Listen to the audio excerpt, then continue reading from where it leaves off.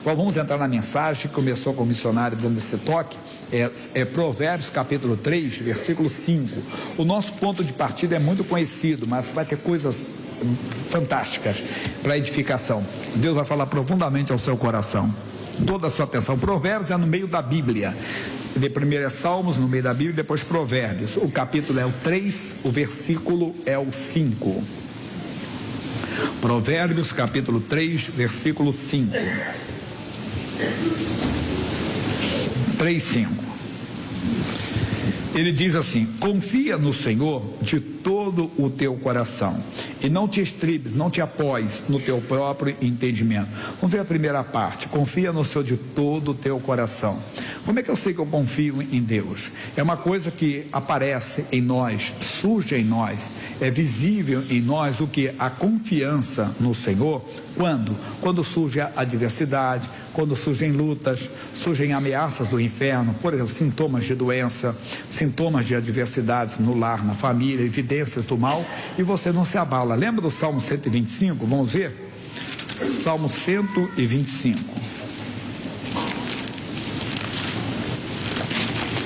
Salmo 125, versículo 1. Um pouquinho atrás, até mexi muito aqui, para mexer muito. Salmo 125. Ele diz: os que confiam no Senhor serão como o monte de Sião, que não se abala, mas permanece para sempre.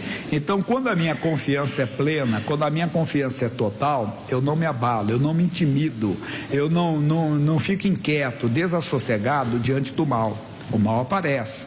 A tentação, quando nós falamos de tentação, nós pensamos em tentação moral. Claro que pode acontecer também, e acontece, mas é toda a tentativa do diabo de entrar na sua vida, vir na sua saúde, os sintomas aparecem, as evidências são claras, os fatos comprovam uma doença, uma enfermidade. Se você tem plena confiança em Deus, você não se abala. Porque confiar no Senhor é confiar no que Ele diz, confiar naquela declaração, naquela revelação de Deus. Então você não perde a paz, mesmo diante das evidências do mal. Você não entra em desespero, existe em você uma plena confiança. E como é que eu consigo essa confiança? Vamos voltar em Provérbios, no capítulo 1, no versículo 33. Como é que eu ganho essa confiança em Deus?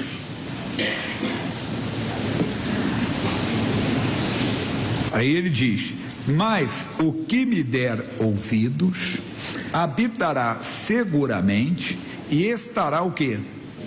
Descansado do temor do mal. Eu gosto da tradução que diz: livre do medo do mal. Que se eu dou ouvidos à palavra de Deus, estou sempre prestando atenção no que Ele diz, estou sempre aceitando a revelação dEle no meu coração, trazendo para dentro de mim a revelação, eu pego uma confiança, eu pego uma segurança. No dia da adversidade, no dia da tentação, quando vem o dia mal, eu resisto, eu fico firme no Senhor. Quer dizer, eu não me abalo, mesmo com sintomas de uma doença, até com diagnóstico. Eu atendi uma pessoa hoje que falava sobre isso. O pai com situação de câncer, situação bem realmente instável aparentemente. Mas eu falei: a palavra diz isso tem que ficar na palavra, não pode entrar em desespero. Ela estava até sob batismo nas águas. Se a pessoa podia, se a pessoa seria salva, qual seria o meio?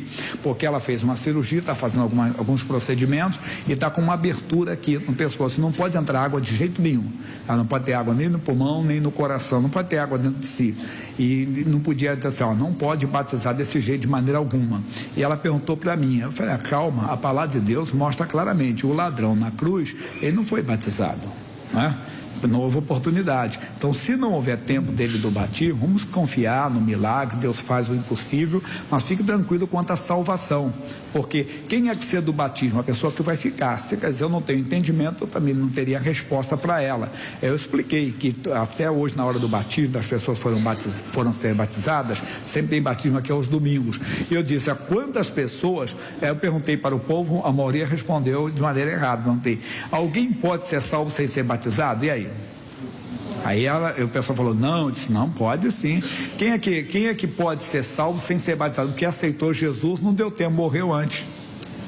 Deu para entender? A pessoa aceitou. Você levou uma pessoa no hospital, na UTI, nos últimos dias. Ela aceitou Jesus, mas não passou pelas águas do batismo. Mas ela foi salva. Mas por que ela foi salva sem ser batizada? Porque o batismo é o sepultamento do velho homem, é uma formalidade mandada por Jesus, que se olha claramente o sepultamento do velho homem, despojamento do corpo da carne, do corpo do pecado, circuncidação no coração e para andar em novidade de vida. Mas no caso da pessoa que morreu, quer dizer, não teve tempo, não há problema algum. Como aí eu falei, o ladrão na cruz. Então, quando você tem a palavra, você tem a confiança nele. Vamos repetir: mas o que me der ouvidos, habitará seguramente e estará descansado do temor do mal. O apóstolo Paulo fala aos Efésios, capítulo 6, versículo 10. Ele fala exatamente isso. O dia da tentação vem. Qual é o dia da tentação? O dia mau. Nós vamos ver isso aqui em Efésios, capítulo 6, versículo 10. É lá no Novo Testamento: Mateus, Marcos, Lucas, João, Atos, Romanos, Coríntios, Gálatas, Efésios. Carta de Paulo ao povo de Éfesos, capítulo 6, versículo 10. No demais, irmãos meus, fortalecei-vos no Senhor e na força do seu poder. Quer dizer, se alimente da palavra, ore, tenha comunhão com Deus, se fortaleça no Senhor. Revesti-vos de toda a armadura de Deus. Para quê? Para que possais estar firmes contra as astutas ciladas do diabo, as armadilhas que aparecem. Porque não temos que lutar contra a carne e sangue, não é contra o que estamos vendo, mas sim contra os principados, contra as potestades, contra os príncipes das trevas deste século, contra as hostes espirituais da maldade nos lugares celestiais. Portanto, tomai toda a armadura de Deus, para que possais resistir no dia mal, e havendo feito tudo, ficar firmes. Então, quando vem a tentação, quando vem o dia mal, vem o ataque do inimigo, você fica firme. Não, a palavra diz isso, está escrito. Você não se abala, você não se intimida, você não se acovarda, você confia no Senhor, então, de todo o seu coração. Vamos voltar em Provérbios 3:5. Então, ele está dizendo para nós: confia no Senhor de todo o seu coração e não te estribes no teu próprio entendimento. Provérbios 3:5, repetindo: confia no Senhor de todo o teu coração e não te estribes no teu próprio entendimento. O Senhor trouxe duas lições para nós no final de semana. A primeira foi em Gênesis, capítulo 12, versículo 10, no Abraão. O Abraão era muito de Deus, mas ele fez algo aqui que foi no entendimento dele, não foi Deus quem mandou. E às vezes é o nosso caso. Estamos fazendo algo que não foi Deus quem mandou. Não é pecado. Estamos fazendo algo que Deus não mandou. Gênesis capítulo 12, versículo 10. Ele recebeu o chamado de Deus, saiu da sua terra, da sua parentela, para o lugar que Deus mostrou. E ele foi. Mas aí houve um contratempo. O que? Houve uma adversidade. Capítulo 12, versículo 10. E havia fome naquela terra, e desceu Abrão ao Egito, para peregrinar ali, porquanto a fome era grande na terra. Às vezes há esse período de dificuldades na nossa vida, de lutas, mas nós não temos que descer ao Egito. O Egito não é aquela nação bonita, no caso agora, para nós é simbólico, porque é o mundo, é o pecado também. Nós não temos que sair da posição que Deus nos deu. Nós não temos que fazer o que o mundo faz. Ele desceu. Aí diz ali a Bíblia Sagrada: e aconteceu que, chegando ele para entrar no Egito, disse a Sarai, sua mulher: ora, bem sei que és mulher formosa à vista. E será que, quando os egípcios te virem, dirão: esta é a sua mulher? E matar-me-ão a mim, e a ti te guardarão em vida. Dize, peço-te, que és minha irmã, para que me vá bem por tua causa, e que viva a minha alma por amor de ti. E aconteceu que, entrando Abrão no Egito, viram os egípcios a mulher, que era muito formosa, e viram os príncipes de Faraó, e gabaram-na diante de Faraó, dizendo: olha, Faraó tem uma mulher linda, diferente, não é dessa terra, ela é de outro lugar, estamos trazendo para você, para a sua casa, ô majestade. Fizeram uma média com ele lá, não é? Fizeram uma graça. E foi a mulher tomada para a casa de Faraó, e fez bem a Abrão por amor dela, e ele teve ovelhas e vacas, e jumentos, e servos e servas, e jumentos e jumentas e camelos. Feriu, porém, o Senhor a Faraó com grandes pragas e a sua casa, por causa de Sarai, mulher de Abrão. Então chamou o faraó Abrão e disse: que é isso que me fizeste? Por que não me disseste que ela era tua mulher? Por que me disseste: é minha irmã? De maneira que eu houvera tomado por mulher. Agora, pois, eis aqui a tua mulher, toma e vai-te. E faraó deu ordem a seus varões a seu respeito, e acompanharam a ele e a sua mulher e a tudo que tinha. Ele foi embora, mas ele teve uma coisa aqui, o que? Lá na frente ele passa uma dificuldade. A idade foi passando, o tempo se passou, 10 anos se passaram, e ela não engravidava. Ele era marido de uma só mulher, apesar de ser do Antigo Testamento, ele só tinha a Sara como mulher, e a Sara então oferece um plano para ele, para ter um filho com Agar, a serva egípcia. Vamos ver isso, capítulo 16, que diz, só o versículo 1, eu comento aqui que é melhor. Ora, Sarai, mulher de Abrão, não lhe gerava filhos, e ele tinha uma serva egípcia, cujo nome era Agar. E diz Sarai a Abrão: eis que o Senhor me tem impedido de gerar. Entra, pois, a minha serva, porventura tereis filhos dela. E ouviu Abrão a voz de Sarai: olha, eu não consigo engravidar, o tempo está passando, eu estou envelhecendo, você também, então tem Agar aqui como sua mulher, quer dizer, como uma mulher, não foi uma amante. Eu gosto de explicar isso aqui, porque senão parece que era uma devassidão ali tremenda. Não, ele não teve ela como amante, ela como se fosse uma mãe de aluguel hoje, e ele teve um filho com ela. Essa serva egípcia deu, mas por causa disso, olha o que aconteceu. Vamos até o versículo 16. E era Abrão da idade de 86 anos, quando Agar deu Ismael a Abrão. Sendo, pois, Abrão da idade de 99 anos, apareceu o Senhor a Abrão e disse-lhe: eu sou o Deus Todo-Poderoso, anda em minha presença e ser perfeito. Nós já estudamos várias vezes aqui várias vezes estudamos que esse homem provou o silêncio de Deus. 13 anos, cadê o Deus da Bíblia? O que aconteceu quando ele tinha 86, 87, 88, 89, 90, 95, 96, 98? Não acontecia nada. Ele provou o silêncio de Deus, mas por quê? Porque naquele período de fome, ele desceu ao Egito. Lá, depois de tudo aquilo, ele foi presenteado pelo faraó com servos e servas. Foi uma serva egípcia que foi oferecida para ele. Cuidado, não saia do plano de Deus, não te estribes no teu próprio entendimento, nem no entendimento de outrem. Peça sempre direção ao Senhor. Ele é Senhor, nós somos servos. Como tem gente que embarca às vezes numa aventura comercial, uma aventura empresarial, entenda, porque está com dificuldade, mas sem consultar a Deus, e depois, desculpe a expressão, quebra a cara. Então estamos vendo que ele colocou toda a humanidade em risco, porque depois de Abrão veio Isaac, de Isaac veio Jacó, de Jacó veio 12 filhos, entre eles Judá, e de Judá mais tarde viria quem? O Salvador, irmão. Olha como esse homem poderia ter frustrado todo o plano de Deus. Não faça isso, não frustre o plano de Deus. Tem muita coisa que não aconteceu, não foi porque Deus não quis, porque nós saímos do plano dele. Nós nos estribamos no nosso próprio entendimento, nós abraçamos uma causa, uma ideia ou um plano que não é o plano de Deus. Nos estribamos no nosso próprio entendimento. Agora vamos ao segundo livro de Samuel, capítulo 11. Agora é um caso bem conhecido na Bíblia, é o adultério de Davi. Nós não vamos falar do adultério em si, mas sim do entendimento do Davi. Segundo Samuel, capítulo 11.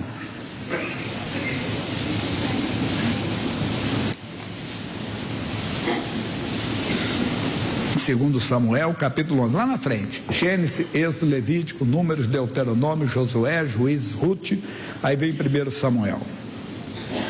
E diz: e aconteceu que, tendo decorrido um ano no tempo em que os reis saem para a guerra, enviou Davi a Joabe e a seus servos com ele, e a todo Israel, para que destruísse os filhos de Amon, e cercassem Rabá. Porém, Davi ficou em Jerusalém.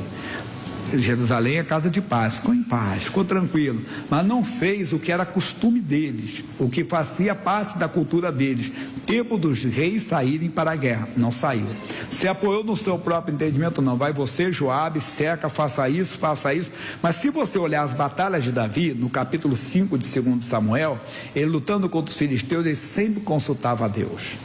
2 vezes no capítulo 5 ele consulta a Deus.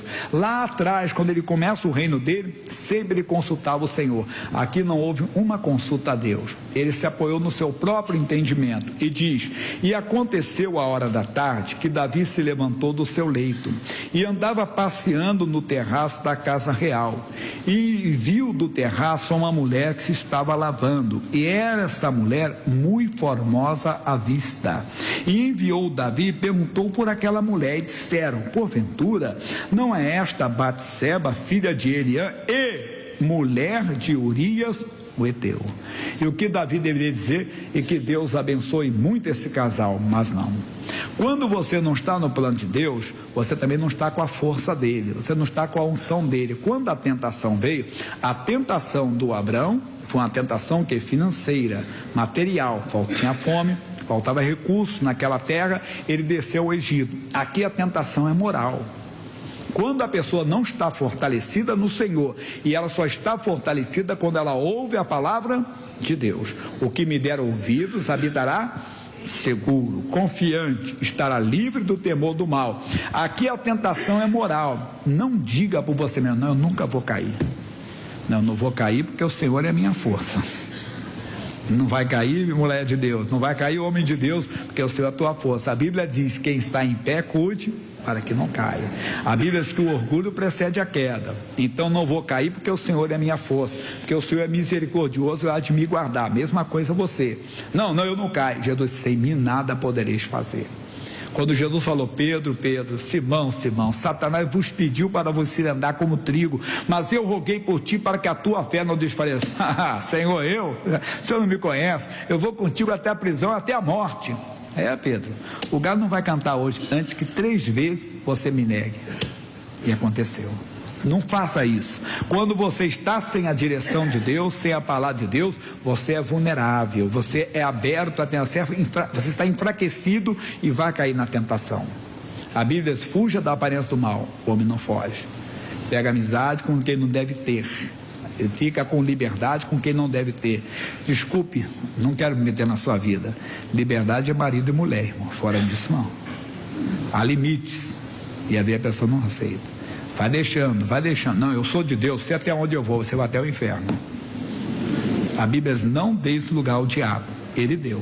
Quando perguntou, na mesma tinha que responder: então que Deus abençoe muito esse casal. Falou, mas não. O que ele fez então? Então enviou Davi mensageiros e mandou-a trazer. E entrando ela a ele, se deitou com ela, teve relações, e ela já tinha se purificado, assim como diz, costume deles. Então voltou ela para a sua casa. E a mulher concebeu e enviou e fez saber a Davi, e disse: pejada estou, Davi, estou grávida. Aí só resumindo aqui a história, Davi disse: o que eu vou fazer agora? Não consultou a Deus, estava no pecado. Deus, errei, mas não, fez um plano diabólico, manda trazer Urias. Urias, como é que vai a batalha lá? Tá boa a batalha, o Joabe é um general, um comandante valente. Urias, vai para casa, descansa e amanhã você volta para a batalha. E Urias foi, mas não foi para casa. Ele pensou consigo: o meu general está lá na batalha, os meus colegas estão lá, meus soldados, eu vou ficar aqui, eu não posso me alegrar com a minha mulher enquanto eles estão na guerra. O homem era tão fiel que ficou na porta do palácio. O rei, o homem não desceu não, está aí fora. Manda trazer ela aqui, dá vinho para ele. Vai para cá descansar agora desse vinho aí. Não foi. Rei, ele não entrou em casa não. O que ele queria? Ele ia para casa, ia se alegrar com a sua esposa, depois ela ia dizer que estava grávida. Naquela época não tinha DNA, né? Ninguém ia saber. É claro, você não notou que o raciocínio do Davi era esse?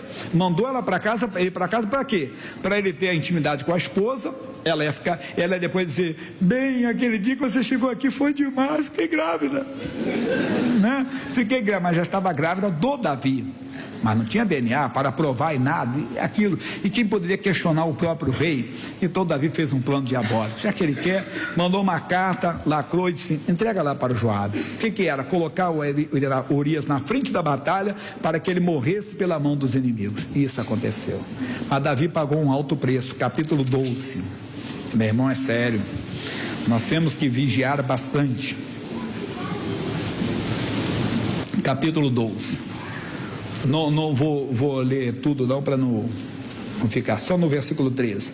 Então disse Davi a Natã: pequei contra o Senhor, e disse a Natã: também o Senhor transpassou o teu pecado, não morrerás. Todavia, porquanto este feito deste lugar sobremaneira a que os inimigos do Senhor blasfemem, também o filho que te nasceu certamente morrerá. E foi triste. Davi orou pela... não adiantou, morreu depois. Mas tudo por quê? Porque ele agiu no seu próprio entendimento. Foi um pecado moral, e tem muita gente que nunca poderia fazer isso. É uma reputação. Veja o 14, todavia, porquanto com este feito, deste lugar, sobremaneira, aqui os inimigos do Senhor blasfemem. Aí, olha o homem segundo o coração de Deus aí. Olha aí o ungido do Senhor, olha o que ele fez. Teve um filho com a outra mulher, ainda mandou matar o marido da mulher. É triste. Às vezes você ouve notícias no meio evangélico sobre isso, né? Pregador, aquele irmão, aquela irmã, puxa, fez isso, mas por que fez? Porque não seguiu a orientação da palavra, não ficou na palavra de Deus. Tem que permanecer na palavra de Deus. Agora vamos para frente. 1 Reis, capítulo 13. Aí do lado. 1 Reis, capítulo 13. Só o versículo 10, do versículo 10 em diante. Esse aqui é um homem que saiu lá de Belém de Judá e foi até Betel para corrigir, repreender o rei Jeroboão, que estava na idolatria. O rei não entendeu nada, se levantou contra o homem de Deus, a mão dele ficou seca. Ele pediu misericórdia, o homem de Deus orou, a mão voltou ao normal. Queria dar um presente para ele: vamos lá na minha casa, vamos comer um pão, vamos nos alegrar, vou te dar um presente. O rei, ainda que me desse metade do teu reino, não vou comer pão, nem beber água, porque pela palavra me foi falado, para não voltar pelo meu caminho, para ir por outro caminho. E assim foi. E foi-se por outro caminho, e não voltou pelo caminho por onde viera a Betel. E morava em Betel um profeta velho, e vieram seus filhos e contaram-lhe tudo o que o homem de Deus fizera aquele dia em Betel, e as palavras que dissera ao rei. E disse-lhe seu pai: por que caminho se foi? E viram seus filhos o caminho por onde fora o homem de Deus que viera de Judá. Então disse a seus filhos: albardai-me um jumento. E albardaram-lhe o jumento, e o montou. E foi-se após o homem de Deus, e o achou assentado debaixo de um carvalho, e disse-lhe: és tu o homem de Deus que veio de Judá? Ele disse: eu sou. Então ele disse: vem comigo à minha casa e come pão.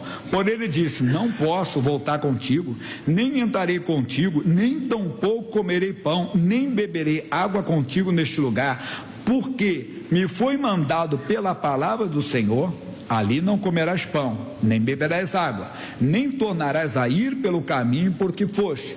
Ele disse também: eu sou profeta como tu. E um anjo me falou pela palavra, dizendo: faze voltar contigo a tua casa, para que coma pão e beba água. Porém, mentira. Qual é a tentação aqui? Espiritual, irmão. E muita gente cai. Quando aparece, desculpe falar, mas de vez em quando aparecem esses modismos, aparece alguém muito espiritual: o Espírito Santo me falou, o Espírito Santo me revelou, Deus me falou. Irmão, ninguém pode mudar a palavra de Deus, nem o próprio Deus muda a palavra dele. Ele disse: eu, o Senhor, não mudo, os céus e a terra passarão, minhas palavras não hão de passar. E esse homem caiu nisso aqui, mas é um erro que eu nunca ouvi ninguém pregar com esse entendimento que o missionário deu. Qual? Volta um pouquinho, por favor. Versículo 14. E foi-se após o homem de Deus, e o achou assentado debaixo de um carvalho. Mas o que ele está fazendo ali? Ah, pastor Jaime, descansando. Tem hora que não é para descansar, tem hora que você tem que marchar, tem que ir em frente. Às vezes o cansaço quer nos vencer, nós não podemos deixar o cansaço nos vencer. É às vezes uma batalha espiritual. Ô Deus, eu estou muito cansado hoje. Não, Deus, vai lá, lava o rosto. Senhor, eu estou precisando de orar, estou precisando de ti, Jesus, de ouvir a tua voz. Estou num combate, estou numa batalha. Deus, pelo meu casamento, pelo meu marido, pela minha mulher, pelo meu filho, pela minha vida, pela situação financeira da empresa. É batalha. O diabo traz isso aí. Isso aconteceu com os apóstolos, os discípulos, que Jesus foi orar, eles estavam carregados de sono e dormiram. Aqui o homem ficou cansado e parou, foi alcançado. Se ele não tivesse parado, ele não seria alcançado. Nós temos que ficar atentos. Se estamos desanimados, o que temos que fazer? Primeiro livro de Reis ainda, agora o capítulo 19.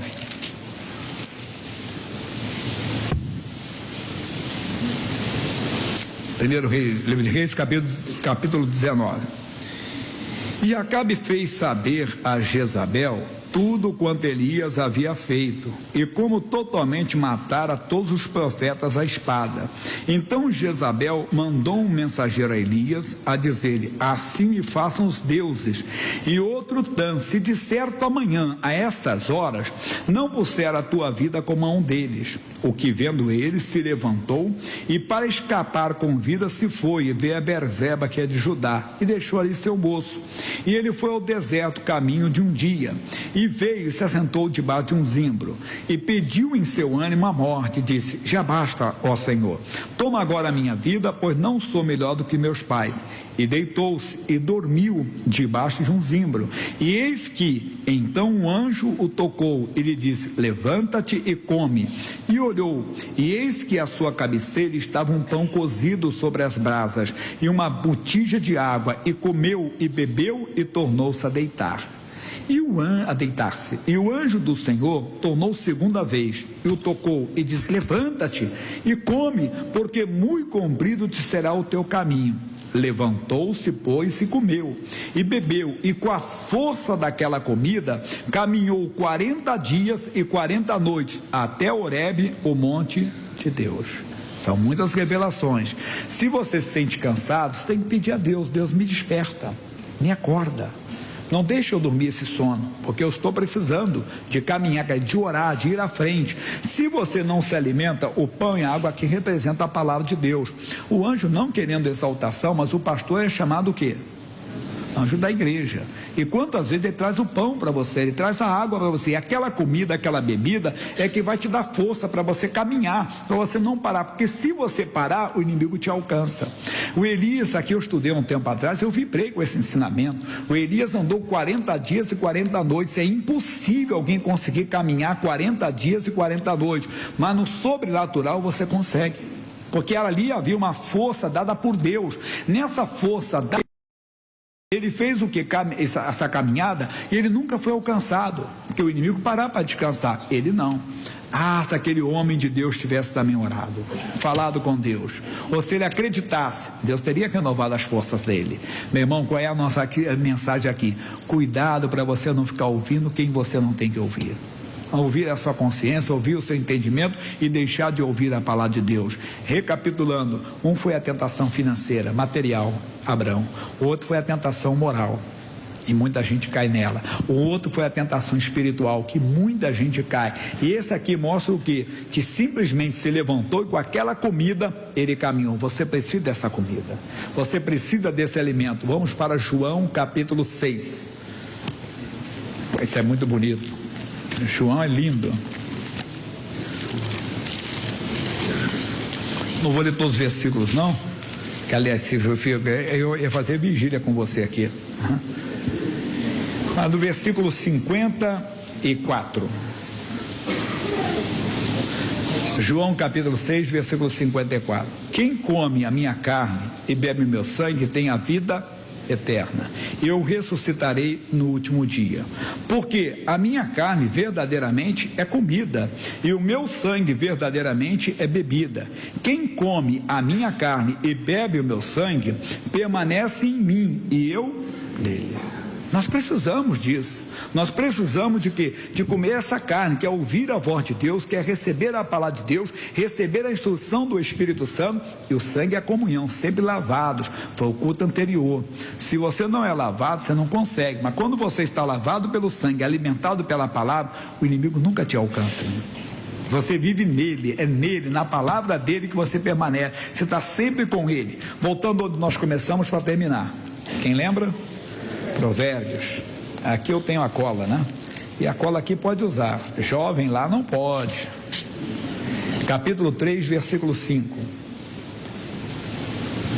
Aliás, pessoal, enquanto só, deixa eu falar para vocês. Aqui vai estar nos cinemas no mês de agosto. Eu assisti o filme. Aí é sensacional, meu irmão. Jovens que pensam em entrar na universidade um dia precisam de vir assistir esse filme. É uma pesquisa dada aí fora que 50% dos cristãos evangélicos que entram na universidade se desviam.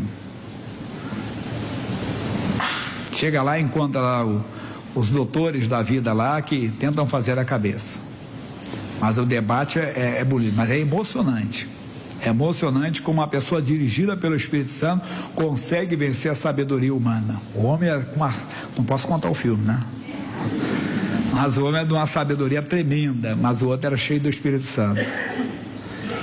E já sabe quem venceu, né? Não precisa nem falar quem vence, mas é muito, muito, muito bom mesmo. É para calar os críticos mesmo. Deus não está morto. O alemão lá, esse dia nós estamos muito bem com os alemães, né? O alemão lá disse claramente: Deus está morto. Não, Deus não está morto. Você vai gostar bastante. Tem muita coisa que vai falar profundamente. Vamos voltar para o nosso livro aqui. Esse aqui é outro. 3:5. Confia no Senhor de todo o teu coração, não te estribes no teu próprio entendimento. Agora, reconhece-o em todos os teus caminhos. Mas o que é isso? Quando o pastor está pregando, quando eu estou pregando, quantas vezes eu já falei isso para vocês, eu pego até para mim. O que é isso? A palavra fala comigo também. O missionário já falou de uma cura que ele teve, a hérnia, que quando ele sentiu, ele disse: a alegria completa. Disse: Deus, a minha alegria não está completa. Se você quer, é agora. E na hora ele tomou posse. Então, reconhece o que Deus está falando contigo. Onde tem sido a sua tentação financeira? Você quer entrar aí num negócio, você consultou a Deus, não é errado, não, ganhar dinheiro não é errado, mas quando tentaram ganhar dinheiro e entrar aí nas pirâmides da vida e perderam. Eu contei para vocês que um dia eu li um comentário de um homem, não é nada, não é evangélico, não é mas assim, outra área totalmente diferente, ciências humanas, área jurídica, e ele, até o sobrenome ele é de Jesus, mas não sei se ele era de Jesus, mas o sobrenome ele era de Jesus. E ele falou que o vigarista, geralmente o vigarista, ele é carismático, bonachão, simpático, alegre, dá beijinho no rosto, no ombro e tudo, irmão. Abraça, entenda, todo mundo gosta. Geralmente o picareta é assim. Aí o missionário pega, e o diabo também. Se mostra às vezes muito, muito bacana. Cuidado, cuidado. A tentação vem, reconhece o Senhor. Quando eu estou pregando, não, pastor, realmente eu entrei numa aventura, então fala: Deus me perdoe. Eu quis ganhar dinheiro, que não é errado, mas não pedi a tua direção. E o diabo se aproveitou aquele desejo, aquela vontade sua e te levou para uma furada. Ou foi moral? Verdade. Eu colocar os olhos naquilo que quando eu entendi, puxa, um homem casado, uma mulher casada, não precisa nem perguntar. O Davi, havia a cultura dele de casar várias vezes, mas nós não. Na nossa cultura é marido de uma só mulher não só homem. Então a pessoa pode ser a mais linda que for, não fique perguntando: ela tem marido? Ainda que ela não tenha, você tem mulher. Então não precisa saber se ela tem marido ou não. Não precisa fazer essa pergunta do Davi: ela tem marido? Ele tem esposa? Não, se você tem marido, não pergunte se ele tem esposa. Se você tem mulher, não pergunte se ela tem marido, que não é necessário, não precisa. Ainda que ela seja sozinha ou você sozinho, você não pode ter outra pessoa. A tentação vem. Mas vem por quê? Porque há tempo de guerra e o Davi não foi. Às vezes você está em guerra, não está bem no casamento, ela está no manifício, ela está muito nervosa, ele está muito nervoso, ou ele está numa depressão, ele está num momento de doença, ela está num momento de doença e não pode talvez cumprir aqueles deveres do casamento como poderia. É tempo de guerra, é tempo de oração, meu irmão. É tempo de nem chegar perto dos outros, fuja completamente. Não é hora de ficar no terraço olhando para nada, é hora de ficar com o rosto no pó. Deus, salve minha mulher, salve o meu marido, mude o meu marido, mude a minha esposa. É tempo de guerra. E a tentação vem, e veio e ele caiu. Por quê? Porque era tempo de guerra. Tem época que é tempo de guerra. É tempo de orar mais do que em outras épocas. É tempo de jejuar, de fazer campanha, dizer: Deus, me mantém de pé, Deus, me mantém na tua presença, que as tentações virão. Ou como o nosso amigo profeta lá de Belém de Judá, é espiritual. De vez em quando vem um profeta velho, de vez em quando vem um sabichão desse mundo, com palavras difíceis que não tem que até pegar o dicionário, e fala muito, muito, e você acaba caindo. Amigo, se fortaleça no Senhor. Reconhece em todos os seus caminhos, onde você tem, ele endireitará as tuas veredas. Se caiu, ele te coloca de pé. Mas tem mais: não seja sábio a teus próprios olhos. Teme ao Senhor, respeite o Senhor e aparta-te do mal. Respeite o que Deus diz, creia na palavra dele, confie nele de todo o seu coração. Em cada passo, não esqueça: você é servo, eu sou servo, só ele é o Senhor. Amém?